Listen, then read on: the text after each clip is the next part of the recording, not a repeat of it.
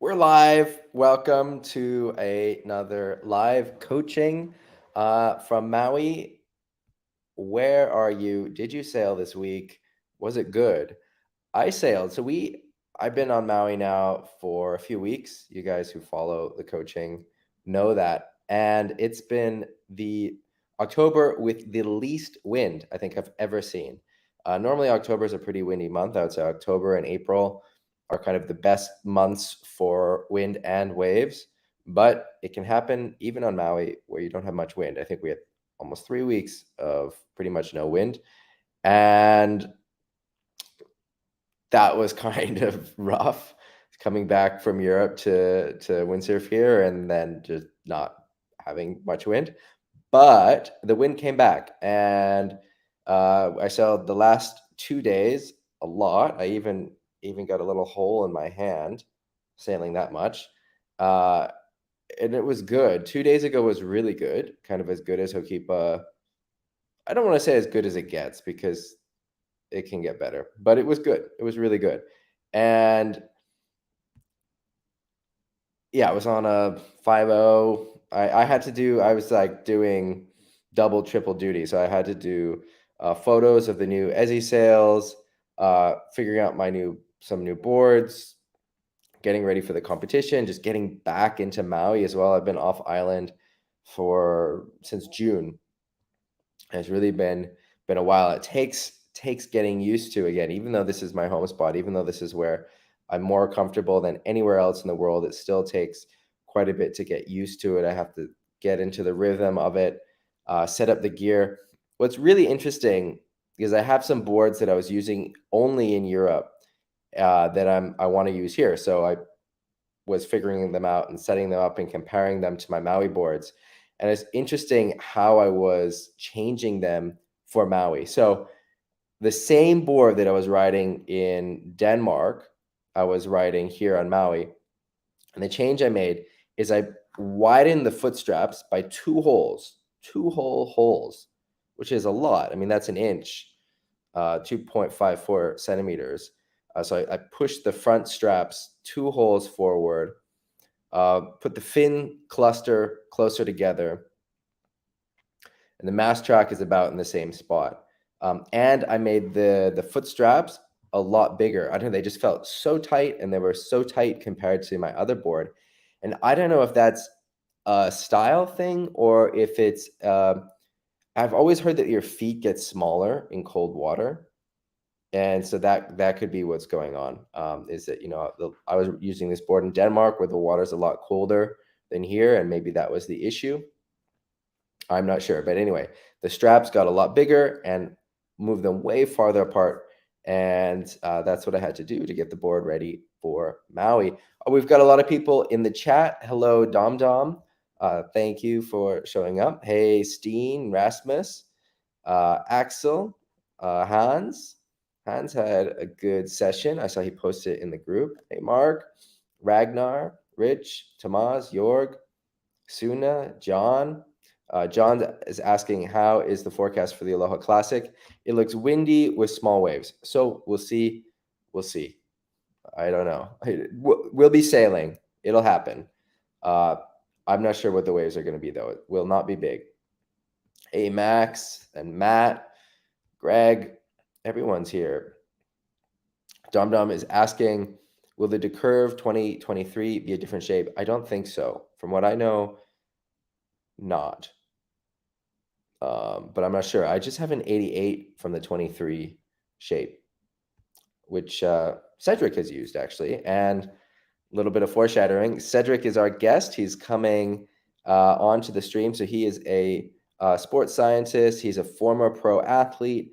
He's worked with pro sports teams before, and he's an avid windsurfer. And so we're going to go bring him on in a minute. Hey, Samuli. Max is saying everything gets smaller in the cold. Also true. And Rich.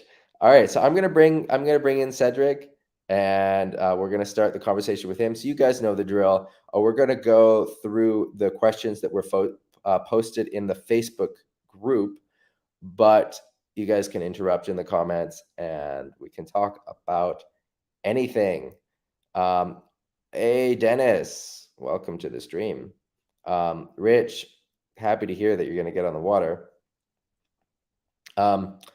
Mark is asking about the new Ezzy waves in the UK. Yes, there will be. So the new Ezzy waves are just starting production now.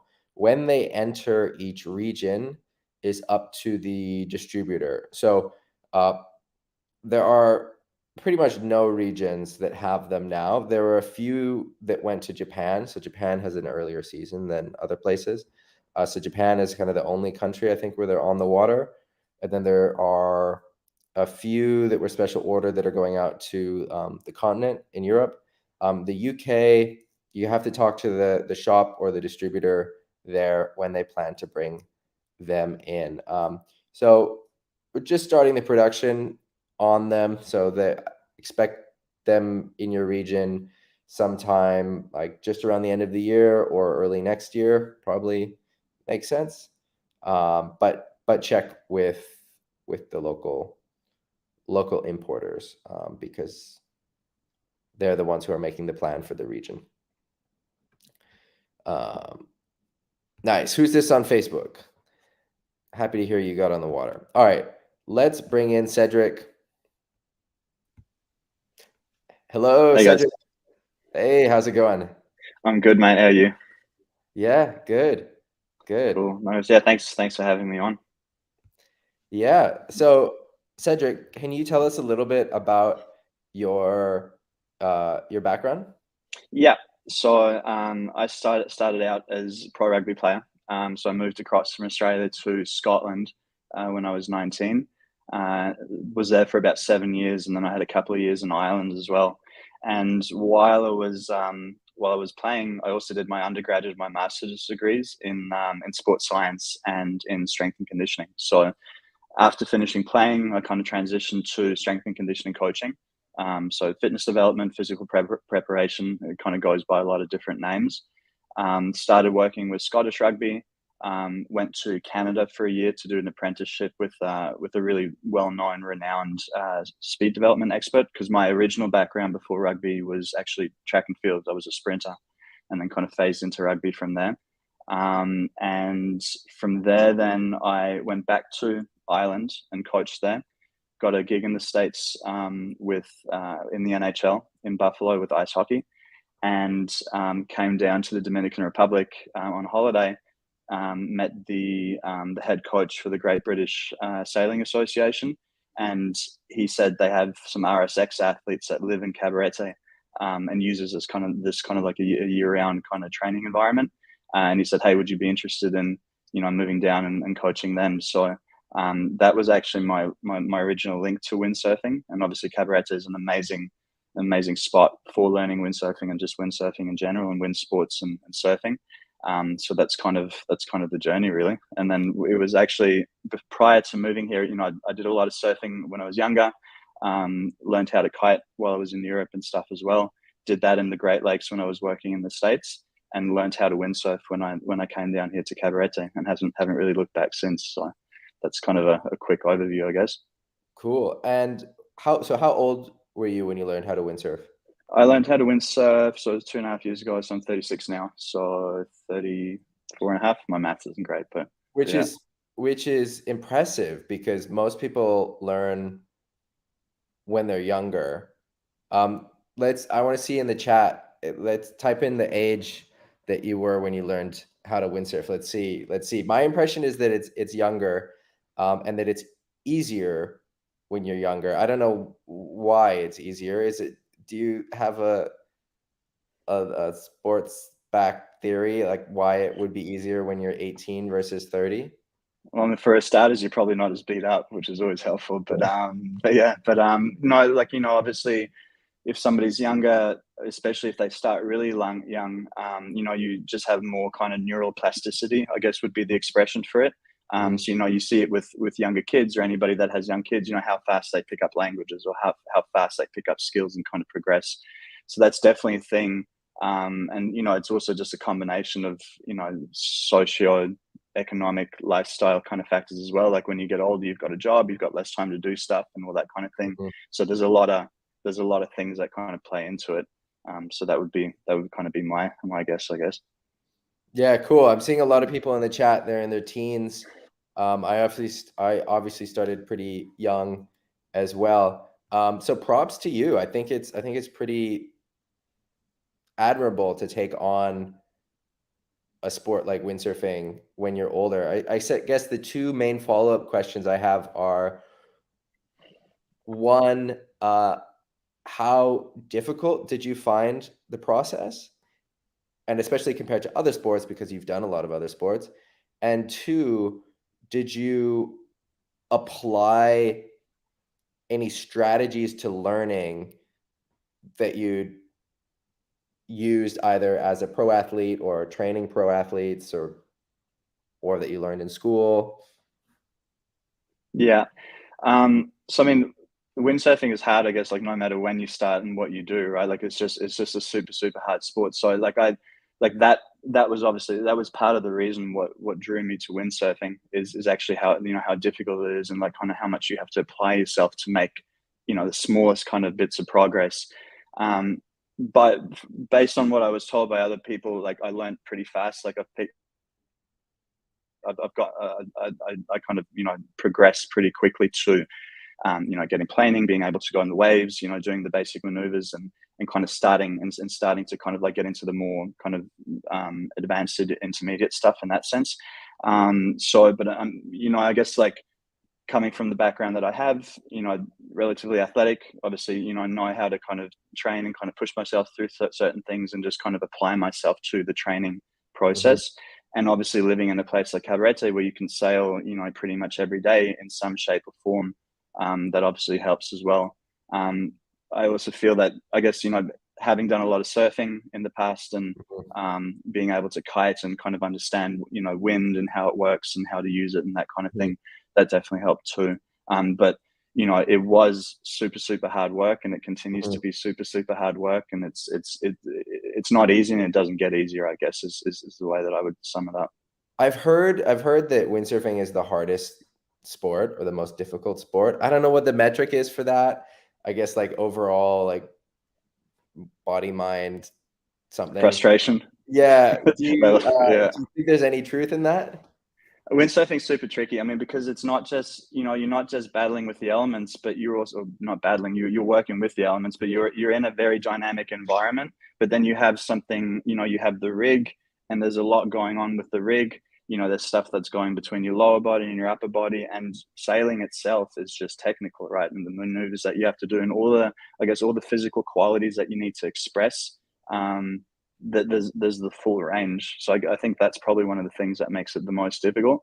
And apart from the technical side of things, once you get into waves and start wave riding, it's also about learning how to read the ocean, right? So not only do you have yourself and your gear to take care of, you also have to adapt it to like an ever-changing environment that that you need to kind of tap into. So I'd say that makes sense.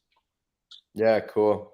Yeah. All right, let's jump into the Facebook group. So I did a post in the Facebook group asking for questions for Cedric. Let's go through them. I'm gonna get that loaded up, and then we'll just go through it, and let's see. I find it really interesting. I talked quite a bit with Cedric. Cedric was on our the masterclass that we did in Denmark, as well as he's in the accelerator club, and so we have a lot of discussions. Let's see what the best layout is like this. I think this is probably the best layout. And anyway, I'm always really interested in what Cedric has to say about fitness and fitness theories. So let's jump into it, and hopefully it is interesting for you guys, and you guys can learn something from it. I know that for sure you can. So let's all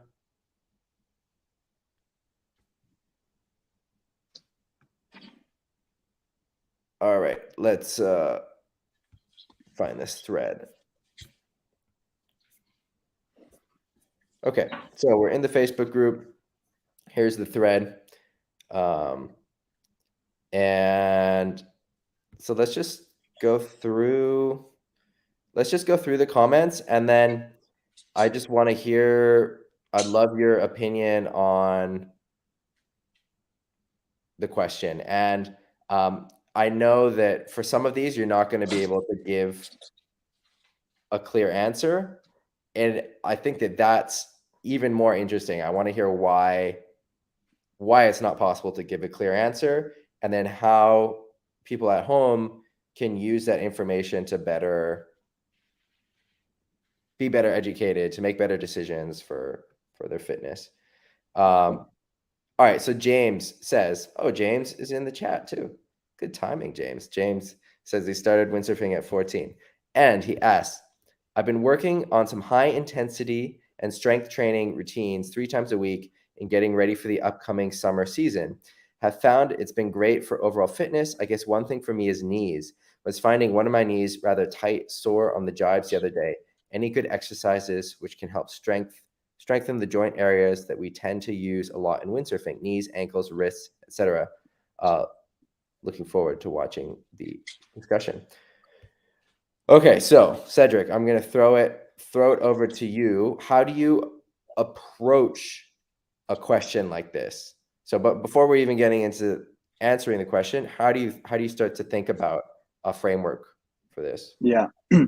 So whenever someone talks about, okay, what specific exercises can I do, I always kind of like go back to looking at things from I guess you would call a macro level, and kind of say, okay, what physical qualities or capacities or tolerances are we looking to build? Okay, so those things are also dependent on the demands that we're going to be encountering. Okay, so if we're training for windsurfing, we have to look at windsurfing and say, okay, these are the things that we're going to be encountering in terms of the physical demand, and therefore we kind of like work backwards and kind of say, okay, what physical qualities do I need to develop in order to handle or even like surpass, I guess, the demands of the sport in that sense. Mm-hmm. So that's usually the kind of the first point to start at. And then, you know, if you're looking at the general physical qualities to develop, you know, you're talking about strength, you're talking about power, you're talking about general conditioning. So all those 3 kind of things, and speed as well, that's kind of a separate topic. But those individual physical qualities are then what you would look to address.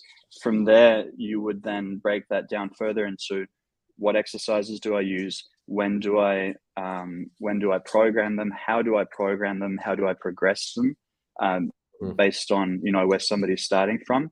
And all those things, then you kind of have to kind of put it together into this, you know, into the mix, and balance the work in each individual area against each other so that you can kind of progress all of those over time. So if we're looking at James's question, you know, we're looking at, okay, from a knees perspective, let's just say, if we really kind of like, you know, focus on that.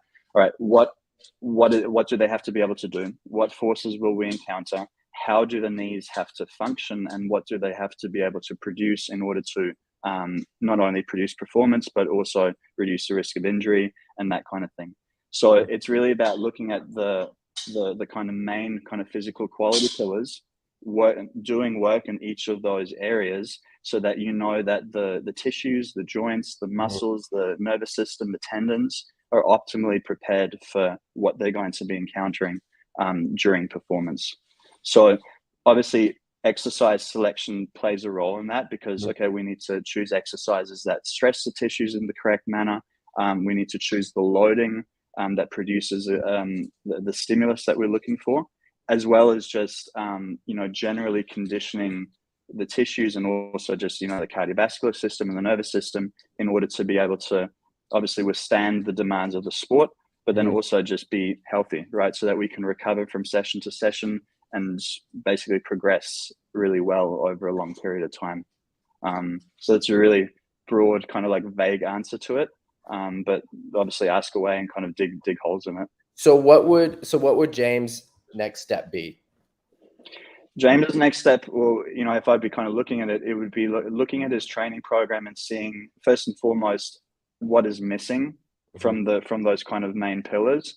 And then if there's nothing missing, how much volume of one thing versus another are you doing? Are you, are you recovering enough between the different strength sessions? Are you, is your sleep right? Is your nutrition right? And also, for example, like, are you warming up? Are you, like, what are you actually doing on the water that causes, that causes the issues? And technique analysis could also be part of that, right? Like, there might just be something funky with technique happening that then causes an overload on the tissue, which then would need to be addressed, not just from, like, on dry land, strength training, for example, but would also have to be corrected in the water. So there's a lot of different factors that you'd have to look at. Right, that makes sense. Like with the knees, it can be that the knee is falling in rather than staying upright, and that puts a lot of pressure on your is it the ligaments of the knee and just the joint itself, and that's something that I see people doing that will, it's a technique thing on the water, and if you can fix that, you'll have less pain in your knees, because then you're just putting the knee in a less torqued out position. Yeah, and I mean, that could be it, right? Or the technique is perfect, and you've just been sailing for 4 hours on super choppy water, and your knees are just a little bit sore, and you have to do what you can in order to recover, and then also choose the correct exercise modalities based on what you're experiencing with your knee, to give it the capacity to recover, but still be able to kind of push your strength or your power development or whatever it is that you're trying to do. Something that I found really helpful in my career is working with good physical therapists. Yeah, that's the other side of it. Yeah, I think it's difficult to find a good physical therapist, because it needs to be someone who, it needs to be a physio who works with athletes, because it seems like there's kind of two main camps. It's like people who work with physios who work with older people who are dealing with just bodies that are starting to fall apart, and then physios that work with athletes. And then within the camp of people, physios that work with athletes, you have also better and worse physios. Yeah. And I've been lucky to find a few who are pretty good on Maui, and then also in Germany. And I found that really, really helpful for two things. Because sometimes when you're having pain or discomfort, just a bit of manual work can make that go away. And so not an exercise, but just a bit of massage, a bit of loosening up the fascia or the soft tissue that can get tight, and then it's causing a problem in the knee or the back or something else. It just a bit of massage, but it's more targeted than the massage. If you go to a massage parlor, this is someone you need to be someone who really knows what they're doing, and they really know bodies and how bodies work. This is something that I think I have to do at least once a year. I've had different things. Like I had this year, the worst one was in Pozo, and I went windsurfing right off the plane, like a 3-7 day in Pozo. And I've had this before. I've had this quite a few times, where then there's a muscle just behind my shoulder blade, like behind my scapula, that then like seizes up and gets tight. And I can still kind of function, or I can still function, but then I have weird pain, and the pain expresses in different places. It expresses in the arm, expresses in the hand, because there's a nerve that then starts getting like constricted or clamped or whatever. Exactly. Yeah. And it's funny, like I've got, like, in this time in Gran Canaria, like I went to some different like massage therapists, and they couldn't really help me. And it wasn't until I got back to Germany, went to one of the physios who I know is really good, and it's like, okay, yeah, it's this. I'm like, just massaging this one point just to release the tension. Done. Good fixed. to go. Yeah. It's just this one specific issue, and I've had it from Pozo. It's not the first time I've had it happen. It's happened to me a few times. But then the second thing that so the manual work is the first thing, and the second thing are the exercises. And I've had a few different injuries or issues in my career, and again, having a really good physio that can give you exercises or stretches to do for your specific issues is so valuable. It's so It makes a huge difference for sure. So valuable, and it's worth paying for. Like I know some people who then maybe they don't want to do it because their insurance only gives them a certain access to a certain kind of person. It's worth finding a good physio who works with high level athletes, booking a session with them, and you don't have to go and meet with them every day or every week, even if you just have 1 or 2 sessions, and then you can get some exercises. I think it's good to have 2, but 1 is obviously the minimum, and then the more the better. But just to get some key exercises, because maybe, James, maybe there's some specific areas in your knee that are not balanced, or maybe there's there's certain strain on some of the ligaments, so you can do this, like something I've heard, and Cedric, I don't know if this is true or not, like that doing like slow eccentric movements under load are good for ligament issues. They can be. I mean, again, it depends on. Well, first of all, it also depends on how long somebody's been having them, right? If it's acute or chronic, like how you kind of would approach that is it's a little bit different. Like you said, eccentric work can be helpful. Isometric work can be helpful as well. It just depends on the presentation of it, how long someone's had it for.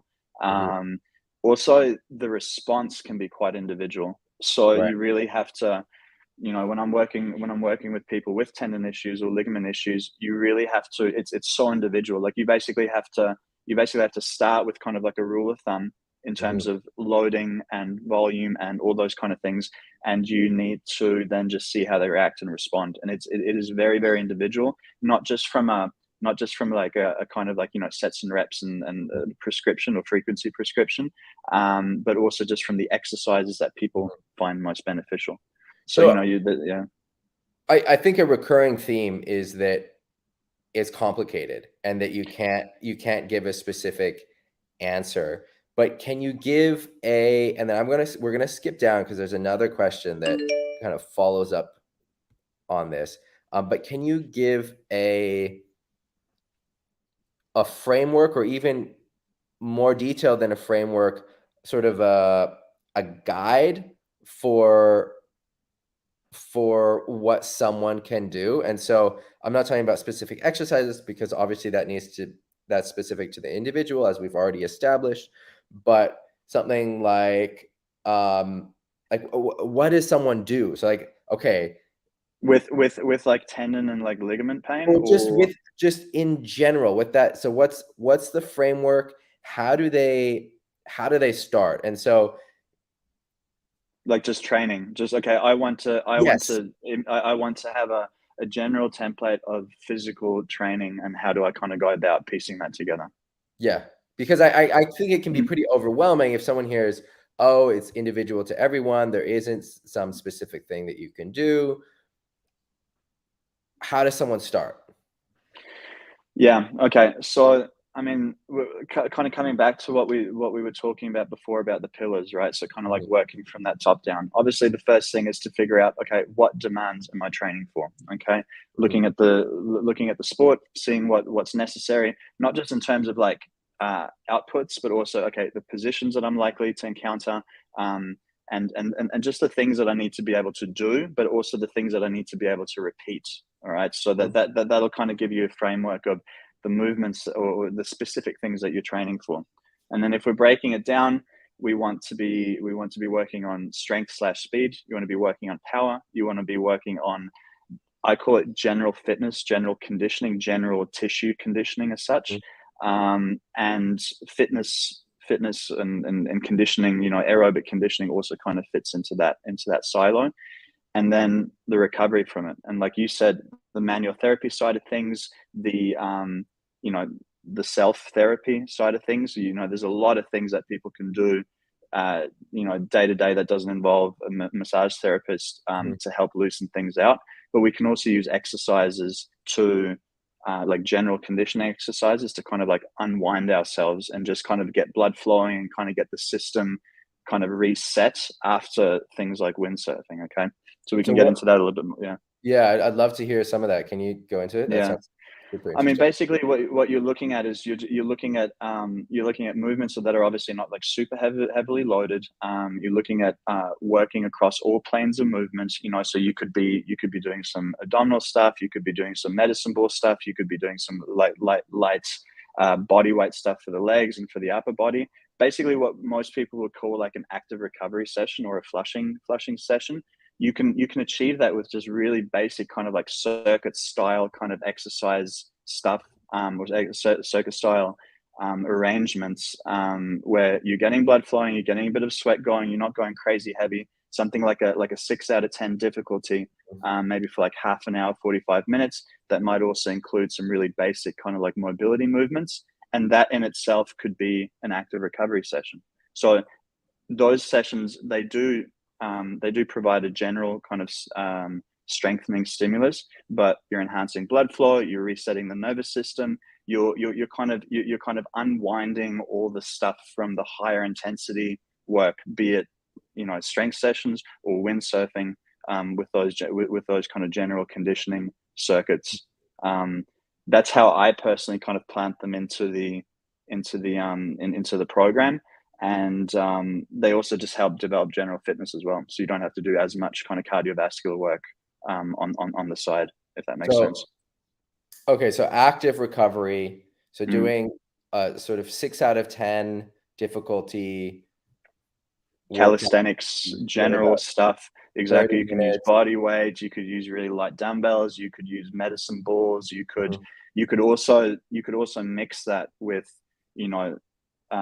like a 15 to 20 minute easy jog and like that kind of thing. So you're looking at kind of like aerobic level movements that work the body through all planes of motion, basically. And that's good for general conditioning, it's good for unwinding, it's good for recovering, and it's also good just for developing kind of general, like in sports science, or at least in track and field, we would call it work capacity.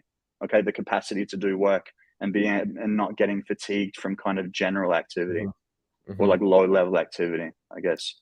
And then you talked about mobility, which is kind of a buzzword over the last couple of years. What is mobility? What does that mean? So mobility is basically your ability to kind of like move through a large range of motion with movement. Okay, so it's not just like being in an extended position, it's like moving into and out of it. Okay, and obviously achieving range of motions with that. That's how I define it. There's like a million different definitions for it, but that for me, that's where mobility kind of differs from flexibility. Okay, so flexibility is like, okay, how far can I stretch X, whatever it is, and that's my range of motion, and I'm stretching it, and that's that. Mobility has more than just kind of like tissue extension factors or aspects to it. Okay, it's also like, obviously strength through range of motion, being able to control things through range of motion, the coordination to kind of go through those ranges depending on what the movement is, and but tissue flexibility is also a part of that. So when speaking to people about it, like I prefer to kind of like talk more about mobility, because it's, even if you're looking at sports, you can have somebody that's like super flexible, but when they actually have to produce movements in a dynamic environment, they're not able to, not because of their tissue flexibility, but because maybe they're lacking in those other areas that I kind of put into the mobility bucket, I guess. Right. And then, okay, so that makes sense. Leading into this question from Dom, and don't worry if we skip your question, we're going to go back through all of these, but I feel like this relates to what we're talking about. So he says, is there a way to audit the body for strength and flexibility or mobility? Like, you should not go wave sailing if you cannot do, as an example, a minimum of pull up or push up or be able to touch your toes. I think there's a follow-up question. So there was another question too, kind of following up with a similar theme. So, okay, we're not talking about specifics for like, obviously everyone is different, and so you need to figure out a training program that's specific to you and for your needs. Although there are general, like, to kind of come back to what you were asking before, there are general kind of weekly arrangements that you could that you can kind of use as like a general guide. I mean, that's something that we could kind of discuss for sure. So I want to get into that, but this is sort of the same as Dom's question. This one from Mikhail. I would love for there to be a way to gauge my level of windsurfing fitness to better know what to train and how long I would be able to sail. Maybe a starting point could be average of pro sailors. If a pro sailor is typically able to do 20 full range of motion pull-ups, then a level 2 weekend warrior would perhaps be expected to be able to do 10. So I want to get into what you just said about programs, but is there also like an audit or assessment where we can establish like a minimum fitness level? Like, I know in the military, for example, or in the whatever, for different levels, there are minimum fitness requirements. You have to be able to do 10 pull-ups, you have to be able to do 30 push-ups, you have to be able to run 2 miles in under 12 minutes or whatever it is. Do you think it's possible to come up with something like that for windsurfing?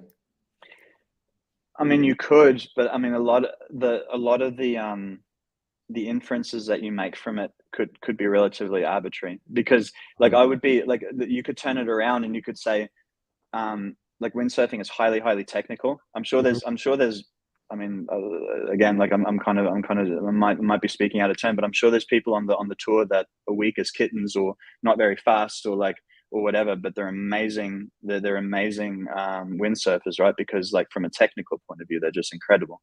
So there's more to windsurfing, obviously, than just strength and power, or there is way more than that. So in terms of like assessing a baseline, again, I would me personally, I would kind of look at the windsurfing first and see what feels like is lacking, or see what the person is lacking, depending on what you can maybe see on camera in terms of strength expression or being able to hold a position or whatever the case may be, and then kind of work from there. So I think it would be pretty tricky to say, if you can do 10 pull-ups, it means that you're at X, you're ready for X level of windsurfing. Does that make sense? Mm-hmm. But obviously there are like certain, there are certain physical capacities that you need to have in order to, like, you need to be relatively strong, you need to be relatively powerful, you need to be relatively fit in order to be able to reach your ceiling as such. And obviously, windsurf a lot and, frequently, and be able to recover from it and that kind of thing. But it's a very vague answer, but it's also a very gray question in that sense. If I were to come up with something like this, I would, like, the number one thing I would say for wave windsurfing is swimming ability, and Dom puts it in there too. And that's not even about it's not even about fitness, so it's not necessarily an answer to the question, but just in terms of safety and confidence. I think being able to swim well is hugely important if you're going in the waves. I'm really surprised, talking with people, how many windsurfers are comfortable windsurfing to places where they're not comfortable then swimming back to shore from. I said that sentence a little bit weird, but like, it's kind of crazy to me that you'll windsurf somewhere that you wouldn't be able to swim or be comfortable swimming. For sure. And I guess that kind of brings me back to like what I said before about assessing the demands of a sport. Mm-hmm. Do you know what I mean? So if you're going to be sailing big waves, or if you're going to be sailing in a spot where, hey, it's likely that I'm going to have to swim for a bit if things go south, you need to prep for it. And if it's important to prep for it, then you need to include it in your program in a logical and sensible manner, and progress that to a level where, like you said, you're comfortable with dealing with the environment, or know that you can handle worst case scenarios, I guess is one way of putting it.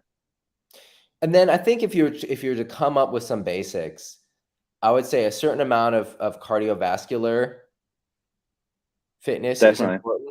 And I don't know what, like, how do you even define cardiovascular fitness? Like Yeah, I mean, again, cardiovascular fitness is basically the ability for your system to kind of bring oxygen to your muscles. Like that's kind of the like a short summary. So, obviously that, like, different sports will have different kind of benchmarks and stuff. But again, for windsurfing, it's very, very tricky because you can be fit enough and a terrible windsurfer. And if you're a terrible windsurfer, it kind of doesn't matter how fit you are, you're still going to get fatigued because your technique's bad, or you're in situations way more than the more technically advanced person, which that will fatigue you, and like that kind of thing. So yeah, it's really hard to kind of give like a set, okay, you need to be this fit in order to be a good windsurfer. But, obviously the fitter you are, the more capacity you have, the more cardiovascular capacity you have, and therefore the likelier you are to be able to not only produce a higher performance, but also repeat the movements or the situations that you kind of find yourself encountering. I'll throw in two other things. One is, and we do this on my master classes, that I think glute activation is really important. I think it's definitely not everything, but I think it's not really possible to, well, I'll take that back. I won't say, I just say it helps tremendously if your glutes are firing, because it helps transfer the power from your core all the way through your legs to the board.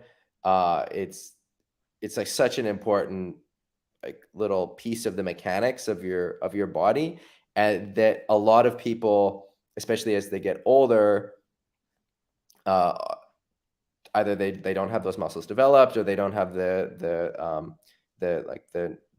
neuromuscular link isn't there. And so that's something that I work on with people, like in the masterclass, because that it's just one little exercise, but it as I see it, has a huge payoff, and it's something that a lot of people aren't doing. It is definitely not everything you need to do, but it's something that I see is undertrained in a lot of people and makes a big difference when it is.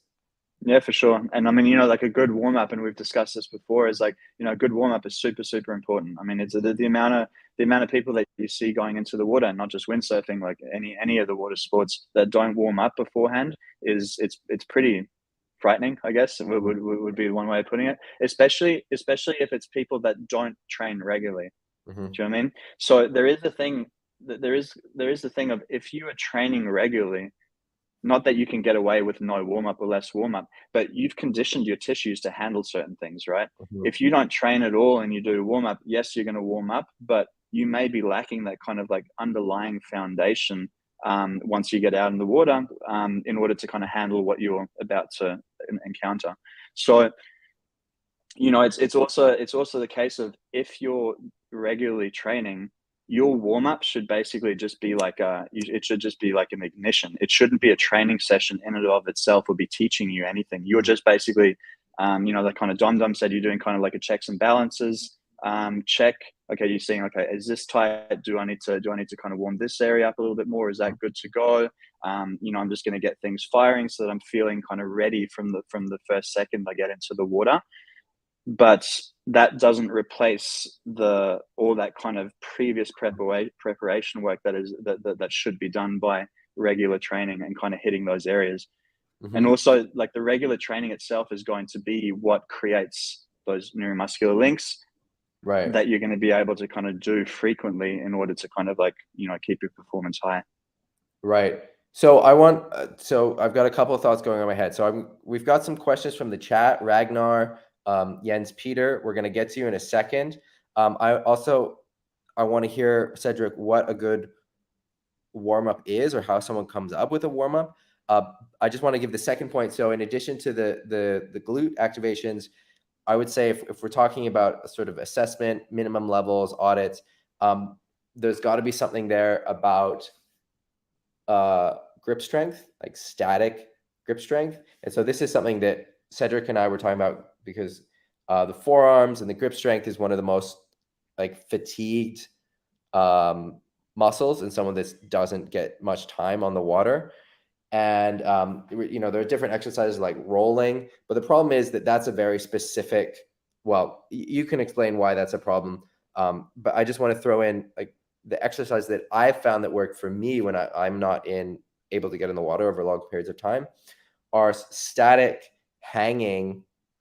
So I did this in university where I was like hanging with a pretty thick rope, but you can do it with a towel as well, or do towel pull-ups, or just like static hangs, like just hanging for a minute or a minute and a half, and just working on that grip strength, because that the forearms, the grip strength is, I think, the one of the main limiting factors for people who are not able to get on the water a lot. Like, people are able to keep up their cardiovascular health. They're cycling, they're running, they're going to the gym. So they have, they're doing pull-ups. They have some like basic fitness in their other areas, but windsurfing is so forearm intensive, and it's such a specific muscle that if you're not working that grip, you'll feel it. And I think that a lot of people, that's what they notice is they get, they're trained, they go on their vacation to Tenerife, but after the second day, they're getting forearm cramps.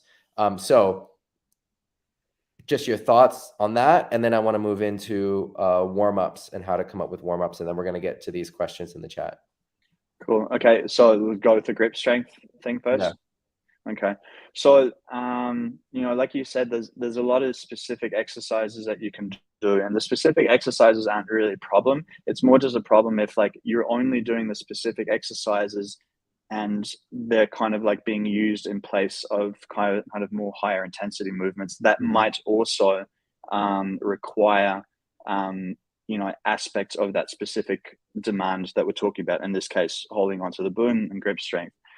So by that, I mean, if you're doing kind of roll-ups, for example, I mean, you're training the forearms, but you're not really doing anything else. So like, especially if people have really, really limited time to train, you need to be kind of a little bit selective about what you do. So what you're looking for is you're looking for bang for buck. Okay. So to kind of take your example, if we're doing towel pull-ups, or if we're doing hangs, or if you're doing a bent over row, or if you're doing Olympic lifting or pulls, or anything that involves that motion, or that mechanism of having to hold on to something, producing force with it, and using the entire body to do so, that's going to be more efficient, not just at developing, strength and power and kind of like whole body conditioning in that sense. But it's also going to work on some of the stuff. It's going to have a trickle down effect on, for example, grip strength, because you're doing that motion, you're having to hold a load, you're having to move and coordinate and be dynamic with it, but you're also getting the other benefits as well. So that's, if you have time, then you do both, right? And then you kind of get the best of both worlds, as long as you're not overcooking one or the other. And then that's great. But oftentimes people that are in a bit of a rush, or they have really busy schedules and can't really kind of train very much, they'll say, I'll do these kind of like small specific exercises and I'll be right. Whereas it's actually the other way around, where you want to kind of think about the most, the thing that you can do that has the highest level of output is the one that you should be emphasizing, because that's most likely to have a trickle down effect to all the more general or lower kind of lower level qualities. So bit abstract, sounds a bit complicated. Essentially what we're doing is what I'm talking about is just increasing reserve. Okay, so in sprinting we would call it speed reserve. In lifting you could call it strength reserve. And essentially what that means is that if my max output ability in whatever movement is 100 kilos, okay, and the demand that I'm facing is 80 kilos, all right, that's going to be 80% of my max. So it's going to be pretty fatiguing. It's going to be close to my max. I'm not going to be able to repeat that as much, and it's going to be very, very demanding. If I raise my capacity to 200 kilos, okay, just an arbitrary example, that 80 kilos now represents 40% of my capacity. So it's going to be less demanding, less fatiguing. I'm going to be able to repeat it more often. And what I forgot to mention before, because it's relatively less demanding, I'm also less likely to get injured while doing it. It's just going to be easier. Okay. So again, the reason why I'm mentioning that is it kind of takes us back to that trickle down effect. If we're doing things that increase our capacity, it means that we're going to kind of drop the difficulty of everything sub-maximal by a relative amount, which means that's where we kind of get our bang for buck from. And if we have limited time, that's where we need to put our emphasis towards. So just to sort of rephrase that, summarize it, you tell me if I'm understanding it right, and then let's move on. Is for if you have limited time, or just in general, that you get the most impact from doing bigger, more complex exercises under more load as compared to small specific exercises under light load. Yeah, so the bigger, heavier, fast. So it's not just heavy; it's also you could also do something fast. Okay, so right. like stimulus or output or what I call high intensity is a heavy load, something being moved fast, or very nervous system demanding. So you're talking about a sprint or a jump or something very elastic. Okay, so those things fall into the high intensity realm. All of those things will obviously put a big demand on the muscles and just the system in general, but also from a nervous system perspective, they're like the things that kind of stimulate the nervous system the most and develop the nervous system the most. So that's kind of what I'm talking about, the trickle down effect. Okay, so if you're increasing your capacity in the high intensity side of things, you're going to get kind of like you're going to get a carryover of improvements to the low intensity things as well to a degree. The only caveat to that, and this is where it is where these specific exercises can be important, is the specific movements. They also involve a degree of skill, a degree of coordination. Okay, so if you just do high intensity stuff, but you're not doing the things that also improve the skill or coordination of certain movement, you're probably not going to get as much, or you're going to get limited carryover. But if you did both, where you're increasing your capacity, your physical capacity, and you're improving your skill and coordination in certain movements that are specific, you kind of get the best of both worlds. But again, I mean, it's a very general answer. Okay, yeah, but that makes sense. Let's move on to warm-ups, and then we've got some good questions in the chat. We're going to get to you guys. Don't worry. So how does, you said warm-ups are really important. How does someone come up with a warm-up routine? Is that also something that's really specific to the person, or are there some general warm-up routines that would be good? Yeah, I mean, obviously people can pick and choose the kind of like the things that they really enjoy. Warm-ups can also be fun. I mean, usually what I kind of do is I follow a pretty basic recipe of, first of all, you want to get something to get the blood flowing, okay, to get the heart pumping, basically kind of get the cardiovascular system kind of going. And the nice thing about that is you can do that with low intensity stuff, right? It might be a 5-minute jog, it might be some skipping rope, it might be some easy kind of calisthenics. 5 minutes of that just to kind of get everything warm and kind of everything grooving, right?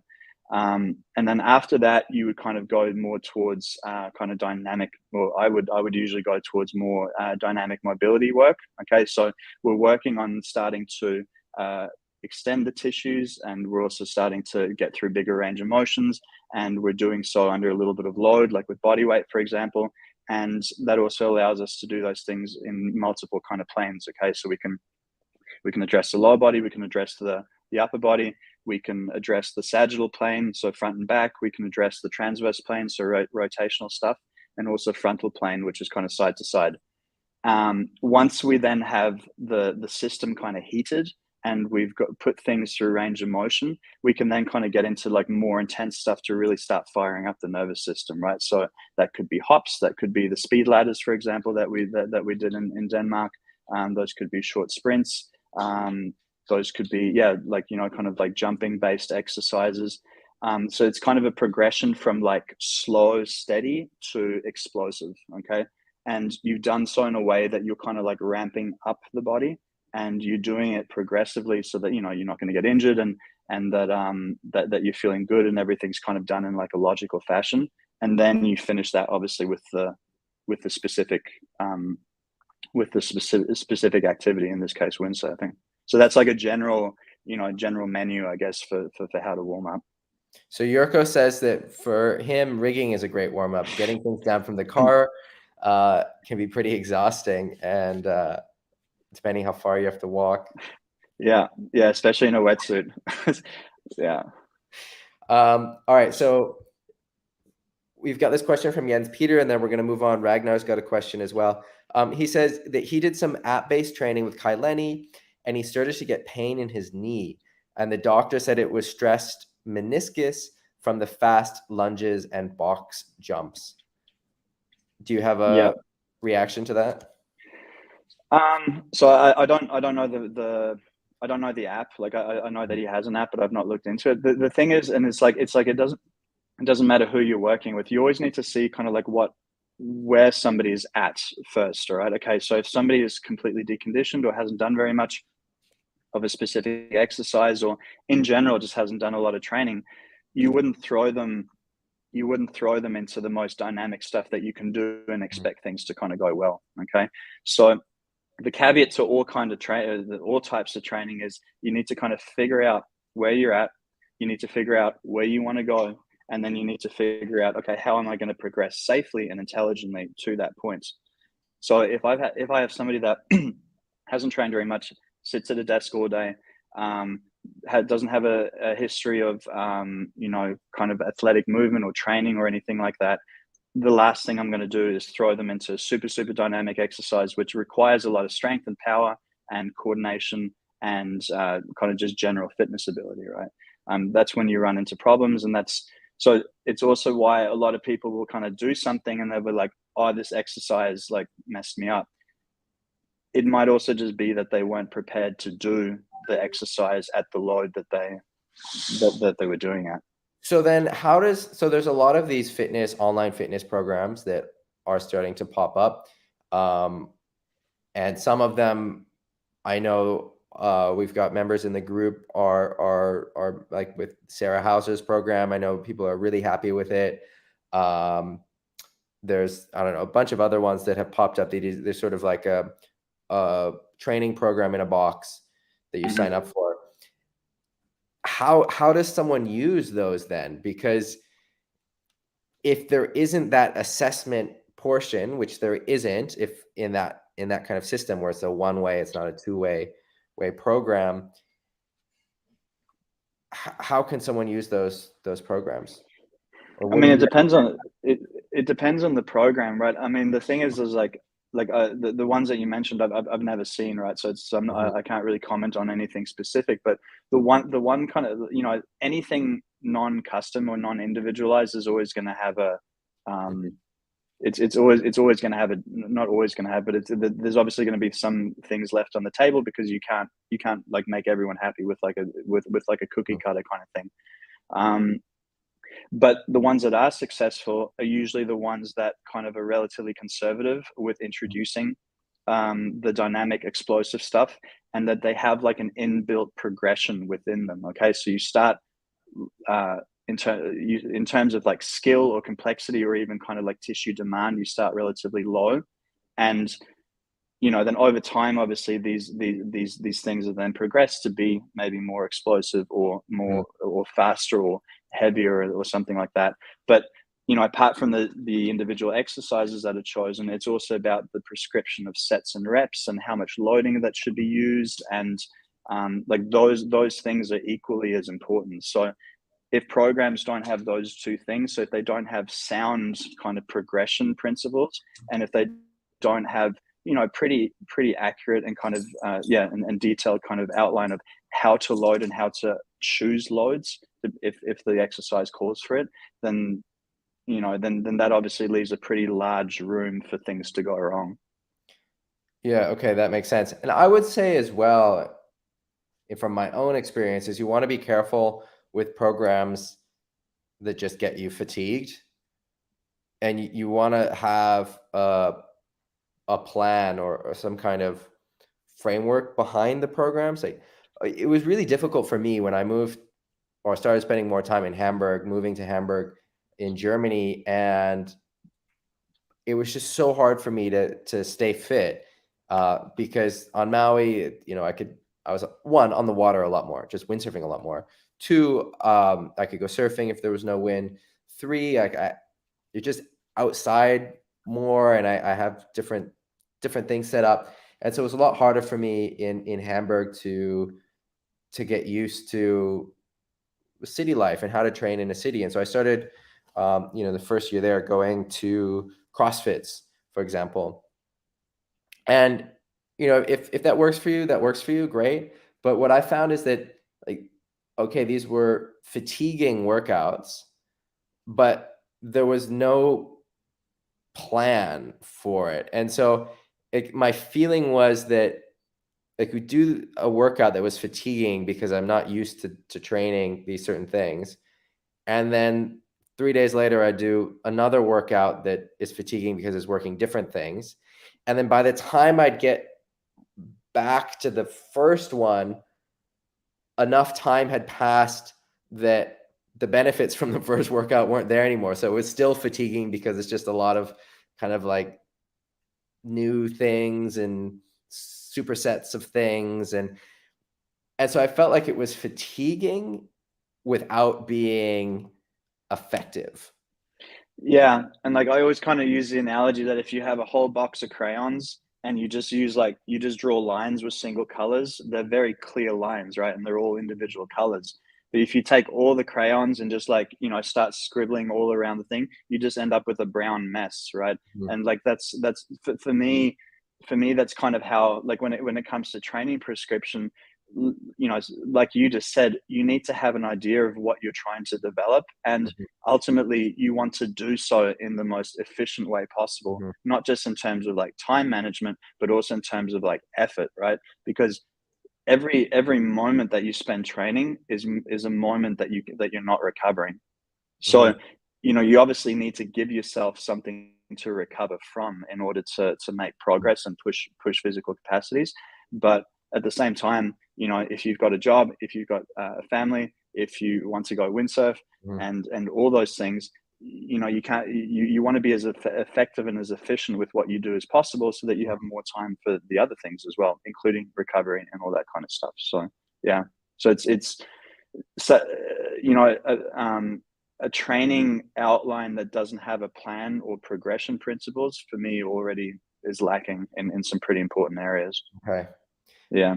All right. So next up, we got a question for Ragnar. So is this something that you can offer advice on, or is this out of your area of expertise? He says, "Hi, Cedric. How important is water/hydration for avoiding injuries?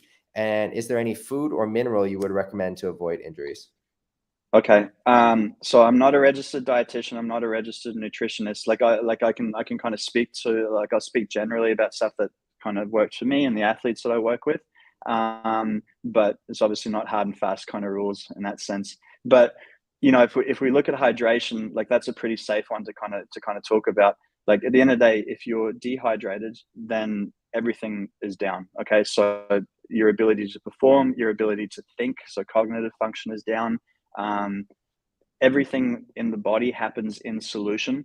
Okay, so if you're dehydrated, you're also going to be reducing enzyme activity and like all that kind of stuff. If you really drill down, basically not having enough water on board is a really, really bad idea.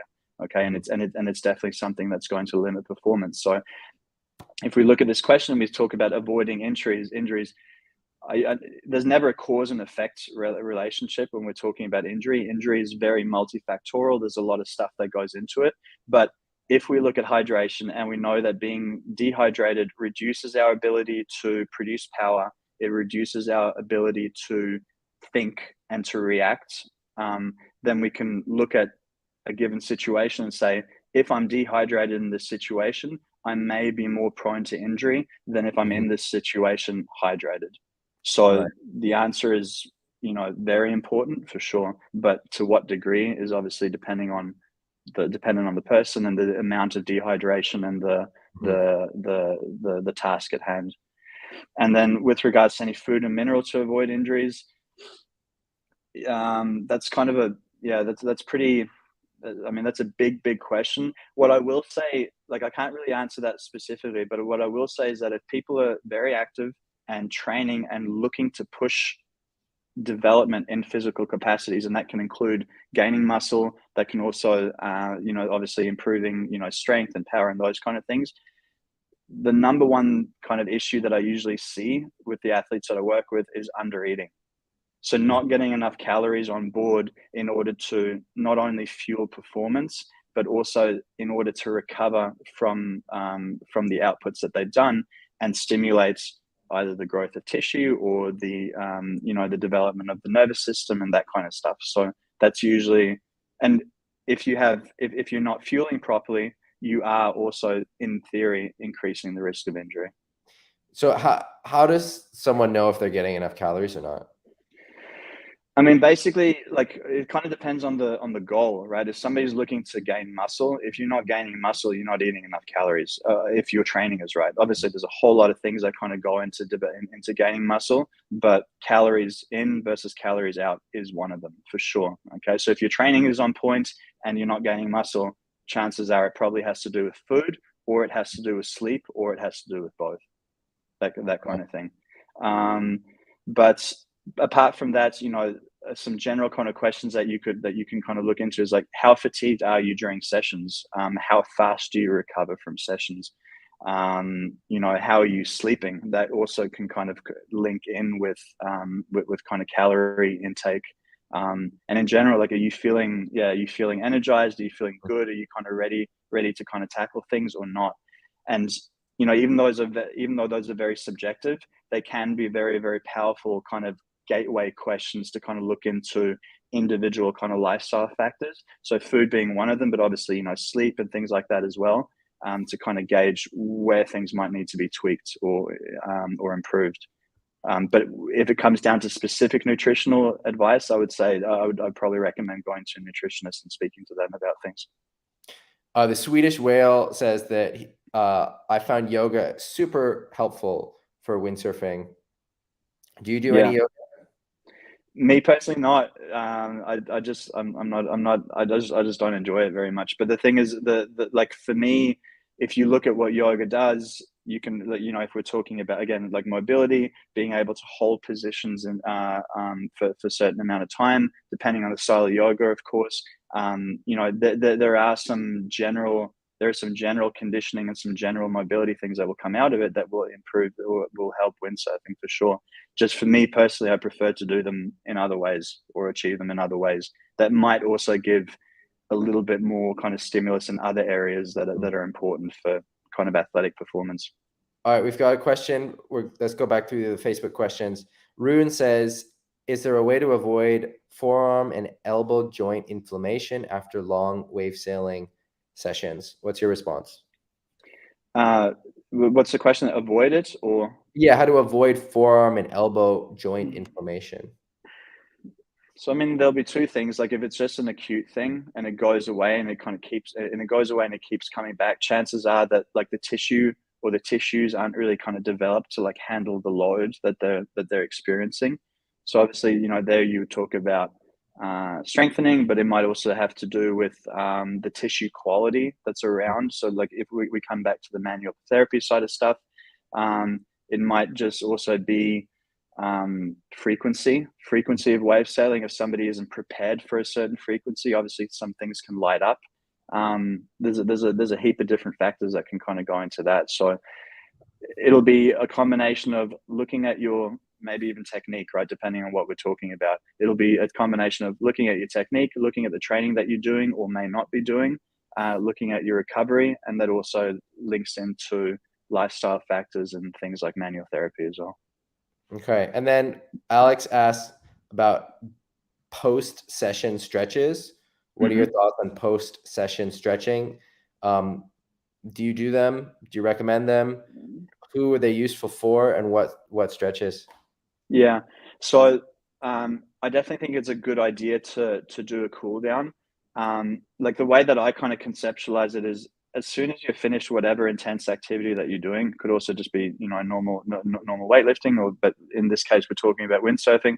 I like to think about the time when you finish that activity is your time to reset and basically promote recovery so that you can go back and do it again, hopefully at a higher level. Okay.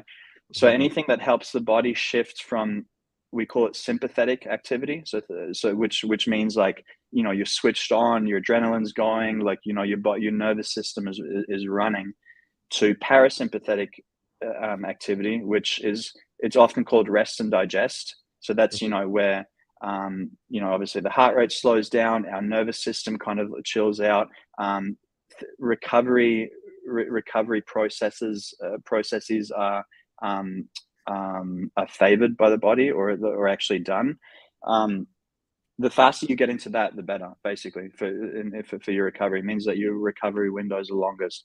And doing resetting exercises, or things like static stretching, like kind of low level static stretching, can help shift the body and the nervous system towards that parasympathetic state. Okay. So if we're looking at stretches, what I like to do is what I call micro stretching. So it's, I mean, you can pretty much choose any stretch that you want, but, you know, I like to kind of do main ones for the hips, and for the lower body, for the upper body, also some rotational stuff to kind of unwind from you know, from what you're experiencing usually in windsurfing. And you only really need to do them at like a 3 or 4 out of 10 kind of intensity. Okay, so just like the slightest stretch. The most of the time I see people like overstretching, so they'll really go for the, you know, for the full range, and they'll really try to kind of max that out. But the problem with that, especially if you do that a lot, it actually causes the opposite. It actually causes, or most of the time causes, the tissue to want to tighten up. Okay. So that micro stretching is it's a really nice way of kind of re-lengthening the muscles and just kind of unwinding the system, and basically just calming down that kind of higher level kind of nervous system activation that we need during kind of high level sporting performance. So you don't want to be really pushing the wall with. Nah, you don't really want to be cranking it. You just want to be able to chill. You want to be able to breathe. You do want to feel a little bit of a stretch, but it's, again, it's like that 3 or 4 out of 10 intensity. That's what I found works best in terms of like static stretching after sessions. All right, next up, we got a question from Arna too. So 2 parts to it. The first one we already kind of talked about. What's the weekly fitness plan for improving wave sailing? Which is that it's specific to you, and that every person has their own needs and goals, and you have to come up with a plan that addresses those goals. I think knowing the sort of the categories of goals is important. So I just want to restate that. Let me say what you said back to you and see if I'm missing something. So you've got your sort of I can't remember what you called it, but what I've been calling is like cardiovascular health. Like I think you called it like aerobic. Yeah. And then you've got a certain amount of like strength, explosiveness, and then mobility. Were those the 3 main categories? Am I missing something? Well, so you'd have, so from the top down, you'd have speed/power, you'd have strength, you'd have general kind of conditioning, which you can include mobility into, and then you'd have aerobic. Okay, like I'd say, if somebody had to construct their week in terms of like training qualities to address, those would be kind of the main buckets. And then if you kind of break that down further, if we're talking about strength training, you know, rule of thumb, you could probably use like 2 to 3 times a week. I mean, you know, if it's 2 to 3 times a week, 1 hour hitting all major muscle groups, that would be good. And, you know, part of it would also be maybe doing some plyometric activity, maybe even some sprinting or some accelerations, or some faster movement work as part of those sessions. If people have more time, the days in between the strength training sessions, for example, is where you could do aerobic work. Or you could also do general conditioning style movements, like we talked to before with the body weight circuits or the medicine ball work. You know, 40 to 60 minutes, that kind of thing. And that arrangement would be called a high-low training arrangement. So high intensity one day, low intensity the other day, to help recover from the high intensity work. And you're basically just kind of waving between those. If you had somebody follow that model and windsurf, you know, then you've got a pretty, like, that would be the kind of basic template that I would start to kind of program from. And then obviously it gets way more detailed from there, but yeah. And then so the second part of his question is how to perform better in a clue first switch stance position. how to ease the twist and bottom turn in onshore wave sailing. Do you think that there is a dry land training exercise that can be done to help? So not necessarily, like I wouldn't necessarily say a specific exercise, but like you would want to just be moving the body through all planes of motion and getting strong and getting mobile and getting fit in different in the different ranges of motion, right? And the other thing too, and I'm speaking from experience here, like I'm just not very good at that particular movement yet. So it is also just about improving the skill and of getting into that position, and obviously improving that over time. So it's kind of a little bit of both, if that makes sense. All right. Next up, Matt asks, how to minimize the feeling like you've been run over by a truck in the morning after a full-on session, especially as you get older. Yeah. So good. It kind of comes back to the recovery principles that we were talking about. You can do a cool down. You need to get food on board. You need to rehydrate. You need to make sure that you get sleep.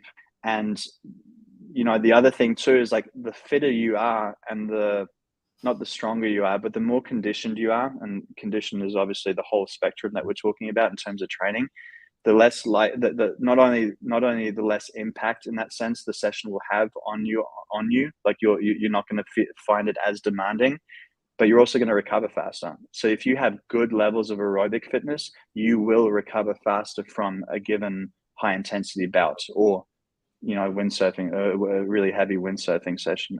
So those are the things to really pay attention to. It's kind of like what I call the big rocks. Okay, so not the tiny little details, but the big kind of like training boulders and recovery boulders that need to be checked off, so that, you know, that you can recover from a session and, like Matt said, not feel like you've been run over by a truck.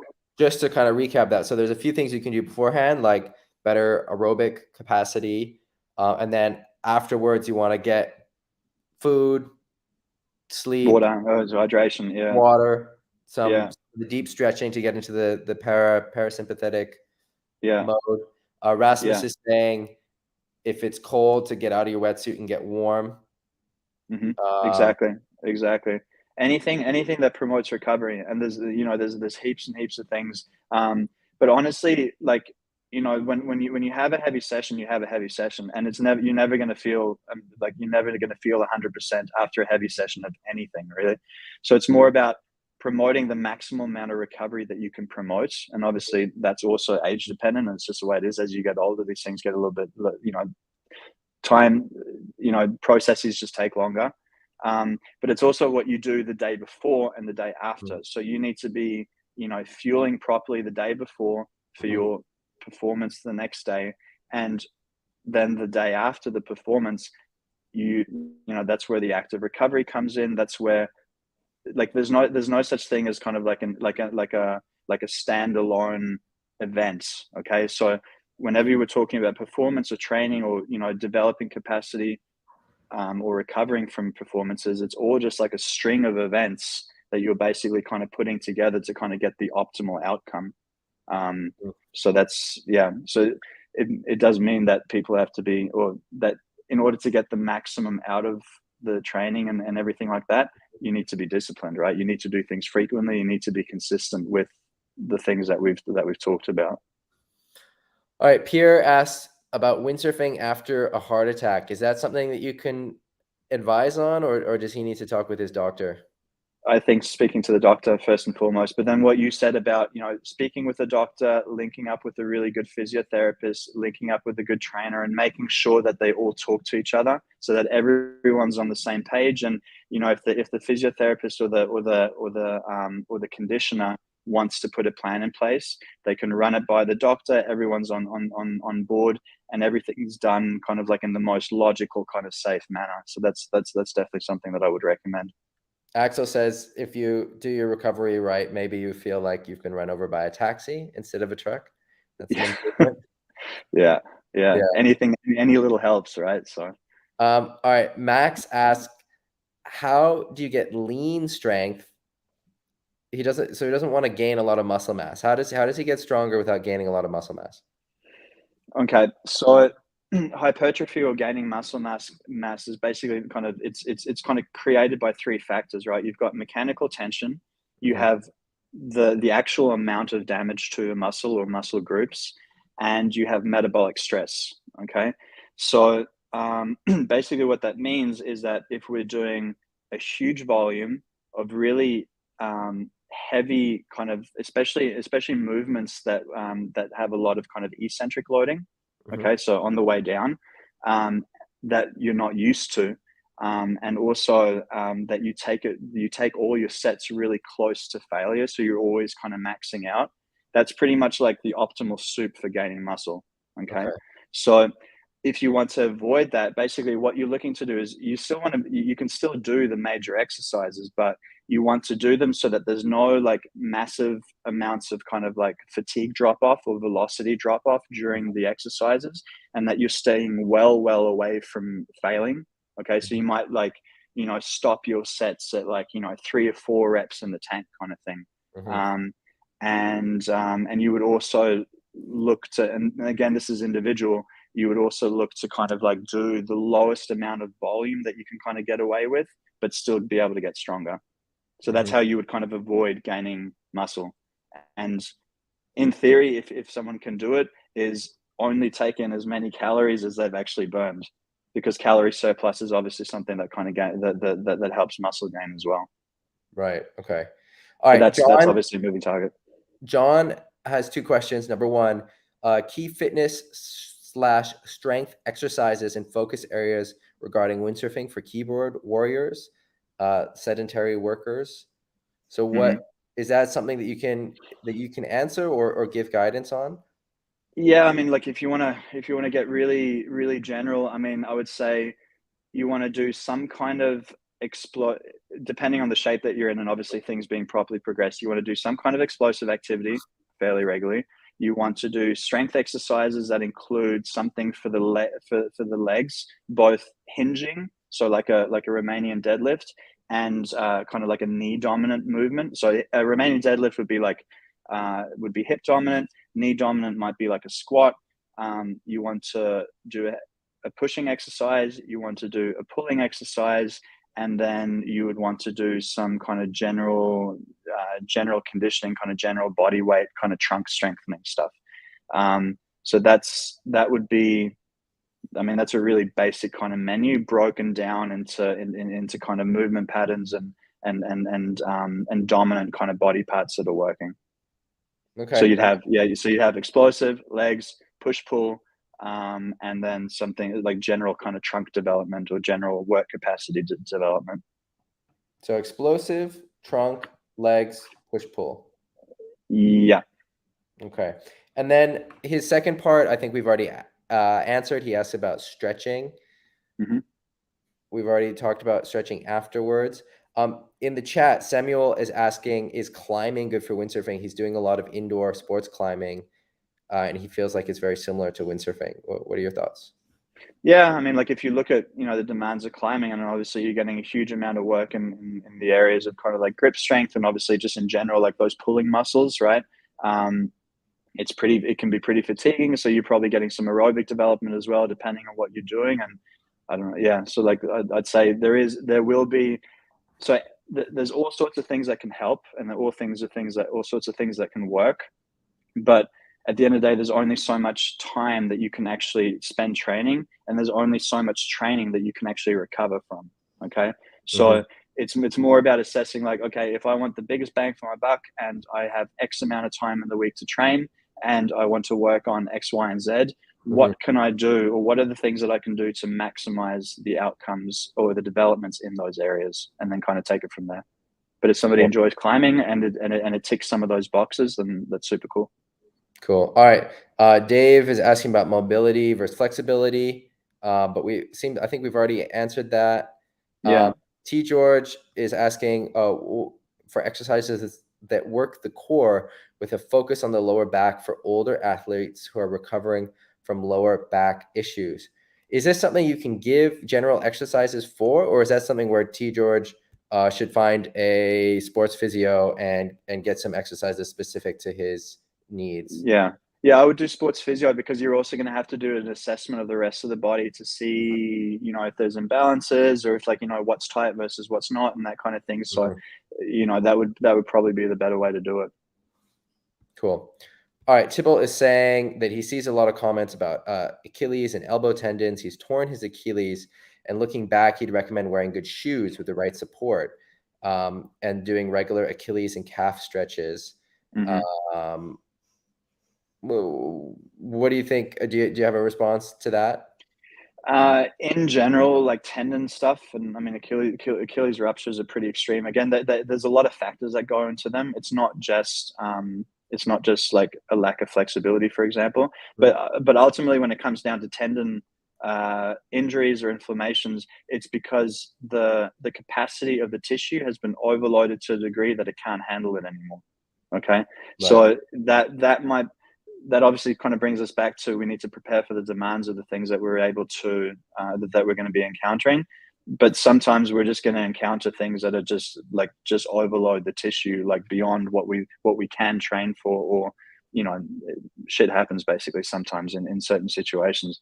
But ultimately when it comes to tendon health and trying to avoid tendon injuries, we kind of come back to the same principles. You need to train for what you're going to be experiencing. You need to be powerful, explosive, and strong in the movements that you're trying to produce or trying to create. Max has a good question. I like this question. If you train on average 3 to 4 times per week, when you're not able to get on the water, and then you do get on the water, do you drop a training session? I wouldn't necessarily drop a training session. What I would do is I would modify it. You would modify them, especially the ones following the windsurfing, depending on how you feel. Okay. So when we're talking about lifting or when we're talking about, power or speed development, you don't always have to go to max. Like that's not really what it's about, but you need to still kind of stimulate things or at the very most kind of like maintain things. But you can do that with a surprisingly kind of, lower level of intensity than most people think. Okay. So you do want to kind of like keep the strengthening stimulus. You do want to kind of keep the movements going. You do want to do the kind of general conditioning that comes as a result of those movements in those sessions. But you don't basically if you're fatigued from the windsurfing, you can just decrease the intensity a little bit, but still do them and kind of get the benefits that way. I mean, obviously, if you're completely cooked, it might be better to do like an active recovery session as opposed to your full weight session. But even those sessions, you'll still be moving the body through full range, and you'll still be getting, you'll still be kind of keeping things stimulated as well as promoting recovery. So it's very much like it's based on how you feel and therefore what the best idea would be. Cool. All right. Axel has a question. He has inflammation in his bicep tendon, wants ideas how to avoid that. I think what we keep coming back to is that assessment is one of the most important parts of any training program, and meeting with a sports physio is probably the best next step. I don't know if you have any other advice to add to that. No, it kind of comes back to what we were talking about, like about tendons and stuff as well. It's just, it's exactly what you just said. Yeah, cool. All right, Alex wants to know your warm-up routine, which I think we talked about, right? We talked about the warm-up routine. Yeah. All right, Pascal has suffered from back pain, especially after long windsurfing sessions. Found out later that she has a disc protrusion. It would be great to hear your thoughts about back issues in general and how windsurfing affects them. Could windsurfing be the cause of it, or just evidence of an existing problem? Do you have any advice? So the last portion of that, it could be either or, and it totally depends on the individual and obviously the individual circumstances and stuff. I mean, what I will say is that in windsurfing in general, I mean, obviously there's a huge amount of dynamic activity, but there's also periods of very long, kind of prolonged, kind of not isometric, but you know what I mean, like where you have to be in certain postures for quite a long time. And then what can happen over time is you almost just have this kind of like adaptive stiffening, I guess that happens, right? And that's kind of where we come back to recovery methods and unwinding, and making sure that you're also, in general, like with your training, like going through like all the ranges of motion and all the kind of planes of movement, because that helps kind of, it doesn't undo them, but it just helps kind of like redistribute and kind of like reset the demands on tissues, right? So it means that we're basically just kind of greasing, we're just greasing the groove. We're kind of making everything supple again.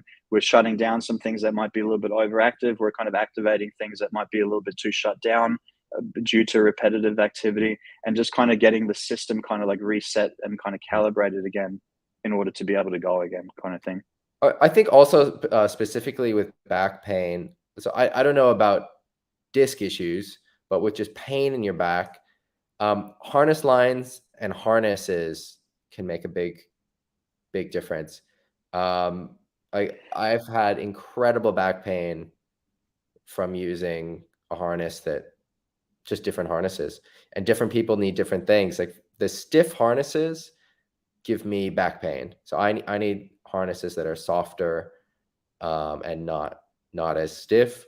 I know some people really like the stiff harnesses, but for me, it's really important that the harness is not too stiff, because then I can get some pretty bad back pain. And also want to make sure that my harness lines are the right length. Sometimes if the harness lines are too short or too long, they can also cause issues. And then just in terms of training, I think that, and this is just adding on to what you just said, Cedric, I think with windsurfing, for a lot of windsurfers where you're not able to get on the water every week, and then you're not doing other kinds of training, there are areas that can get pretty atrophied and weak.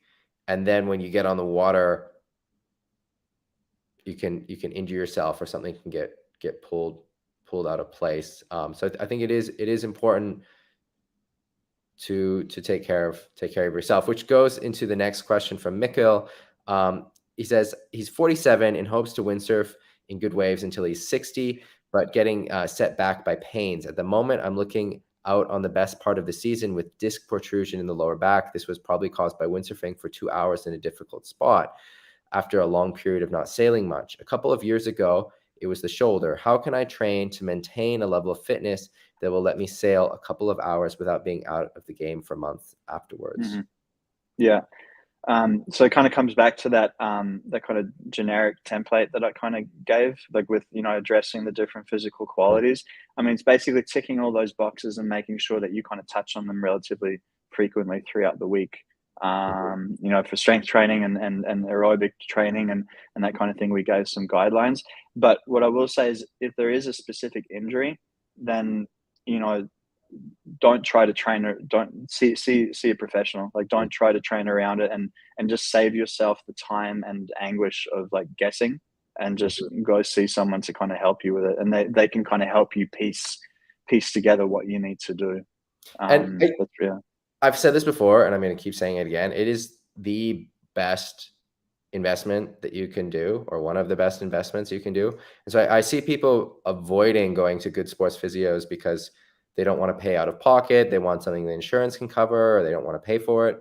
But spending that, it's, I don't know, a couple $100, couple €100, like 75 euros a session, something like that. It's €100 a session, whatever it is money that's really well spent. And if you compare it to how much you spend on your gear, your sails, your boards, your petrol to get to the beach, like if you factor it into the whole picture, it's a really small amount, and it is an investment in your body, which at the end of the day is the most, I mean, like outside of windsurfing, is one of the most important things in your life. So yeah, I really think it's worth it. And I've said this before, and I've had that reaction with people like, oh, I don't want to go because, or I want to find someone that my insurance will cover, or whatever. Like I've been saying this for a couple of years now, and I get those reactions, and I really want you to realize that it's money that is very well spent. And the alternative is a lot worse and a lot more expensive if you're, out of the water for 6 months and having to go to other doctors and whatever else. Yeah, I mean, drawing analogies to cars in relation to the human body is always really simple. And yeah, I mean, if you've got a knocking noise all of a sudden and whatever, you're not going to, keep driving 1,000 miles without like trying to see the mechanic or whatever. So it's exactly the same thing. Like, yeah. All right. So the last question from Mikkel, and then we're going to wrap up because we've been going super long. And so I'm going to do the rest of the coaching next week. So I know there's a lot of stuff in the group that we didn't get to, but I'll get to that next week. So last question from Mikkel. When he was injured, he was training other muscle groups, his legs and shoulders, and he found that helped his performance on the water. Are there any overlooked muscle groups that will often increase the performance of weekend warriors? And so I'm going to give my quick answer to this, and then Cedric, I want to hear your thoughts. So my quick answer is I think that the legs are really important to train for windsurfers, because windsurfing works your back and your core and a lot of these other parts of your body, but the legs not very much, but they're very important for performance, for being able to transfer power into the board, to get the board on the rail, to control the board. So doing a certain amount of lower body training, I think, is really important for performance. And then the second part is just like doing this kind of like general fitness, like Cedric is talking about, I think, just helps you perform better. You're stronger, your reactions are better, your neuromuscular connections are there. So Cedric, what's your response?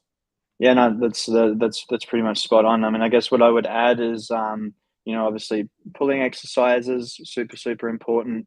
I do find that people who have been sitting, who sit a lot, and in general are maybe a little bit more sedentary than they'd like to be, focusing less on the muscles in the front and more on the muscles in the back, in terms of kind of strength development, is usually a good rule of thumb.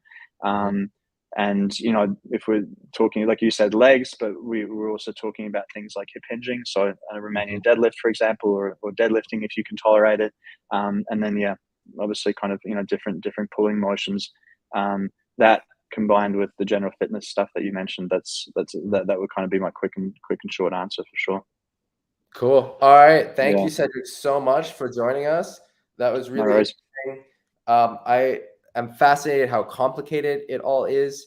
I think there was a lot of information in this session. We can continue this discussion in the Facebook group. Thank you, everyone who supports the live streams, who's a member on the Patreon. Your names are somewhere up there. Cedric, you're a member. Thank you. And I think one of the biggest takeaways, there's a lot of takeaways from this discussion, and I'd love to hear your takeaways in the Facebook group. One of the biggest takeaways is that assessment is a very important part of any training that you're doing. And that is something that I think that gets left out. So I think that's super interesting. That's my main takeaway. I want to hear yours in the Facebook group. Thank you, everyone, for joining. I hope you have a good windy week. I've got some wind on Maui. We're going to have wind, I think, all week. It's already windy today. And the Aloha Classic starts tomorrow. I will be competing in it. I think there's a live stream. I'm not sure. So cheer me on, wish me luck, and I'll see you all next week, Sunday. All right. Take care. Thanks, everyone. Bye.